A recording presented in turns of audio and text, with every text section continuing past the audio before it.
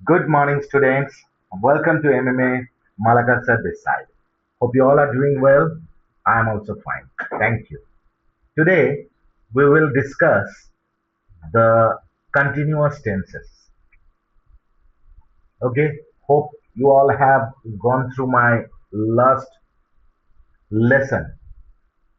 Last jo, in our last class, we have discussed on simple present, simple past, and simple future tense. आपने आप सभी लोगों ने hopefully वो video देखे होंगे और I hope that was quite helpful for you all to understand simple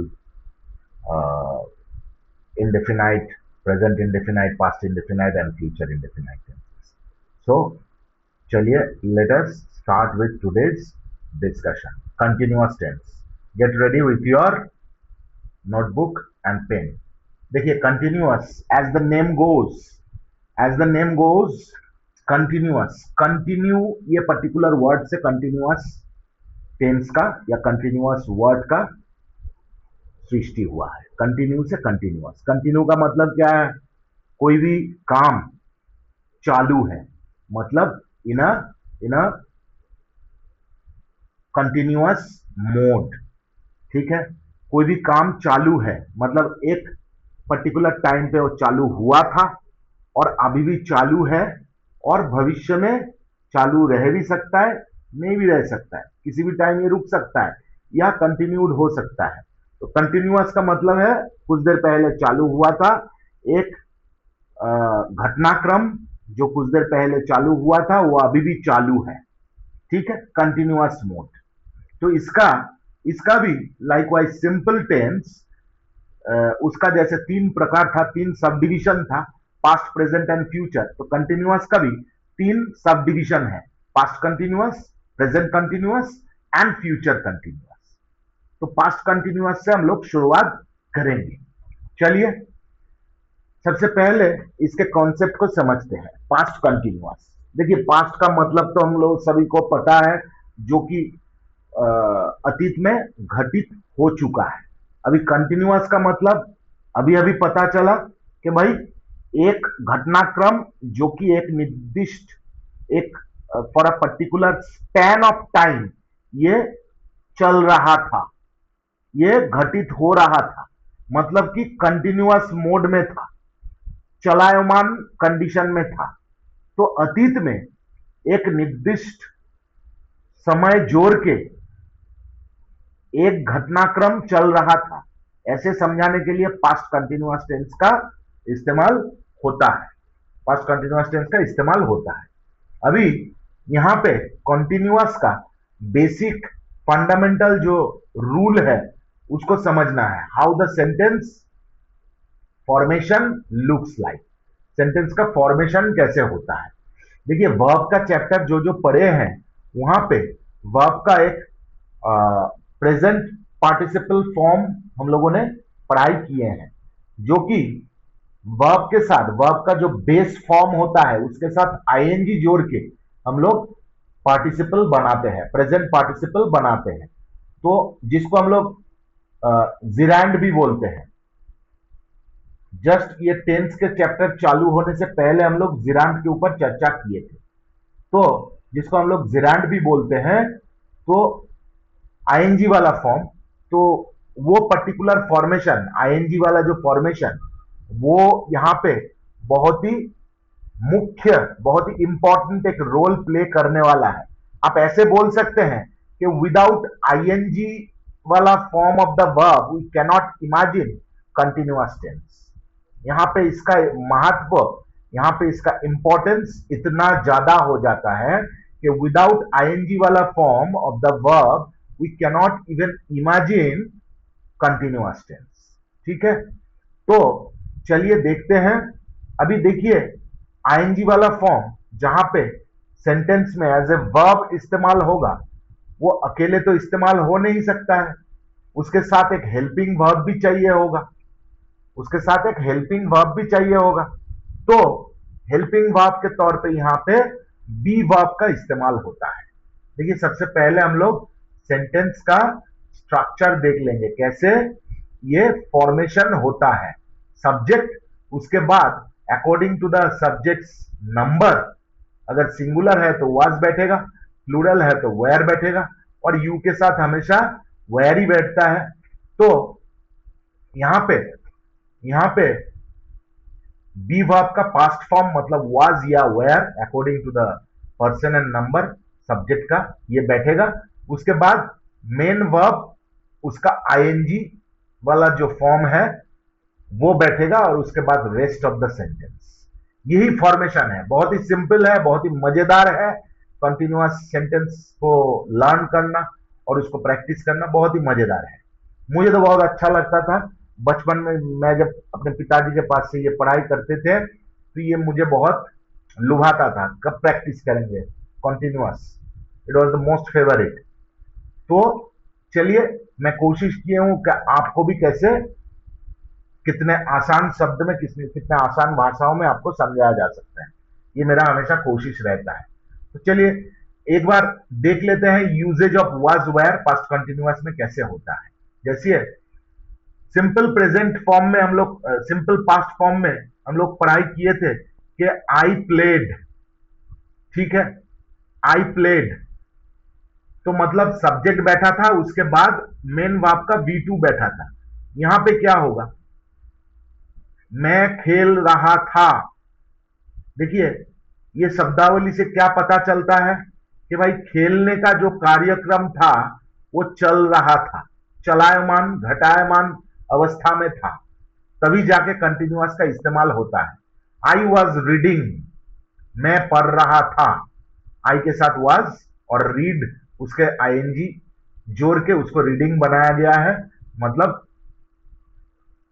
present participle वाला जो फॉर्म है आईएनजी वाला वही। तो I was reading, he was sleeping, she was cooking, we were playing, they were studying. ठीक है, तो बहुत ही आसान भाषा में अगर समझने की कोशिश करें तो ऐसे समझिए कि अतीत में कोई घटना घटित हो रहा था, कंटिन्यूअस मोड में था, मूवेबल कंडीशन में था। ही वॉज रीडिंग, वो पढ़ रहा था। शी वॉज प्लेइंग, वे खेल रहे थे। वी वर प्लेइंग, हम लोग खेल रहे थे। दे वर स्टडिंग, वो लोग पढ़ रहे थे। मतलब ये जो भार मतलब एक्शन, एक्शन का जो स्पैन है, that was not for a short span of time, it was a bit longer and in continuous mode. Continuous mode में वो चल रहा था, घटायमान या चलायमान कंडीशन में था। ठीक है, अभी यहां पे पास्ट कंटिन्यूअस को दर्शाने के लिए आई वॉज रीडिंग, ये जो बी वर्ब का जो पास्ट फॉर्म मतलब हेल्पिंग वर्ब जो है, that is more than sufficient to get it identified as past continuous tense. But कहीं कहीं पे हम लोग किसी किसी वर्ड के ऊपर भी डिपेंड करते हैं। जैसे I was reading last night, मैं I was reading itself past continuous tense, but उसको और ज्यादा प्रिसाइज वे में बताने के लिए कब पढ़ रहे थे, adverb of time, yesterday, last night, at that time, when, ऐसे वर्ड का हम लोग इस्तेमाल करते हैं। जैसे I was reading yesterday, I was reading at that time, I was reading last night, she was sleeping last night, she was cooking at that time, we were playing yesterday. समझ में आ रहा है? तो प्रिसाइजली सेंटेंस को elaborately describe करने के लिए ये पर्टिकुलर वर्ड्स का इस्तेमाल होता है। ठीक है, आशा करते हैं क्लैरिटी आपको मिल चुका है। Verbs in past continuous tense show an action that was happening in the past, that was happening in the past. Past continuous tense में वर्ब का काम होता है अतीत में कोई घटना घटित हो रहा था ऐसे दर्शाने का। यही मेन फंडा है। ठीक है, चलिए बढ़ते हैं आगे। जिसको नोट डाउन करना है यहां पे वीडियो को कीजिए पॉज, अच्छी तरह से नोट डाउन कीजिए along with all the examples, हम लोग बढ़ते हैं टूवर्ड्स प्रेजेंट कंटिन्यूअस टेंस। अभी ये अतीत का घटना तो घट चुका है, अभी वर्तमान में कोई घटना घटित हो रहा है, वर्तमान में कोई घटना घटित हो रहा है। बेसिक चेंज हेल्पिंग वर्ब में है। देखिए यहां पे पास्ट कंटिन्यूअस में हेल्पिंग वर्ब क्या था, बी वर्ब का पास्ट फॉर्म वाज वेयर। अभी प्रेजेंट कंटिन्यूअस में बी वर्ब का प्रेजेंट फॉर्म ही बैठेगा, एम इज आर। बाकी फॉर्मेशन सेम है, subject plus am is are plus verb का आईएनजी वाला फॉर्म, उसके बाद rest of the sentence, rest part of the sentence, sentence का बाकी जो बचा कुचा पार्ट है वही बैठेगा। बाकी सारे सेम है, बाकी कॉन्सेप्ट भी सेम है। वो अतीत में एक कार्यक्रम जो घटित हो रहा था, और ये वर्तमान में एक कार्यक्रम जो घटित हो रहा है। जैसे ही इज स्टडिंग मैथ, वे वो मैथ पढ़ रहा है। She is writing a story, वो एक स्टोरी लिख रही है। दे आर प्लेइंग फुटबॉल, वे लोग फुटबॉल खेल रहे हैं। वी आर रनिंग फास्ट, हम लोग जोर से दौड़ रहे हैं। I am painting a rainbow, मैं एक रेनबो पेंट कर रहा हूं। You are looking at art, आप आर्ट की तरफ देख रहे हैं। तो देखिए ये सारे घटनाक्रम में, ये सारे एग्जाम्पल्स में एक चीज कॉमन है, जो कि जो कार्यक्रम है वो चलायमान अवस्था में है, कंटिन्यूअस मोड में है। पढ़ रही है, लिख रही है, खेल रहा है, दौड़ रहा है, पेंट कर रहा है, मतलब घटायमान अवस्था में है। तभी तो जाके कंटिन्यूअस टेंस का महत्व है, तभी तो जाके कंटिन्यूअस टेंस यूज होता है। चलिए इसको अच्छी तरह से नोट डाउन कीजिए। हम लोग बढ़ते हैं आगे टूवर्ड्स फ्यूचर कंटिन्यूअस टेंस की तरफ। Future continuous tense concept is same. जैसे पास्ट कंटिन्यूअस में अतीत में कोई घटना घटित हो रहा था, घटायमान अवस्था में था। प्रेजेंट में वर्तमान में कोई घटना घटित हो रहा है। वैसे ही future continuous is more lucrative, more interesting. भविष्य में कोई घटना घटित होता रहेगा, भविष्य में कोई घटना घटित होता रहेगा, वैसे समझाने के लिए फ्यूचर कंटिन्यूअस टेंस का इस्तेमाल होता है। और इसका सेंटेंस का फॉर्मेशन बहुत ही सिंपल है। जैसे प्रेजेंट फॉर्म में, पास्ट कंटिन्यूअस में बी वर्ब का past form was were plus verb का आईएनजी वाला फॉर्म। प्रेजेंट कंटिन्यूअस में am is are plus verb का आईएनजी वाला फॉर्म। फ्यूचर कंटिन्यूअस में यहां पे फ्यूचर में बी का कोई फैमिली मेंबर नहीं आता है, ये अकेला खुद ही संभाल लेता है।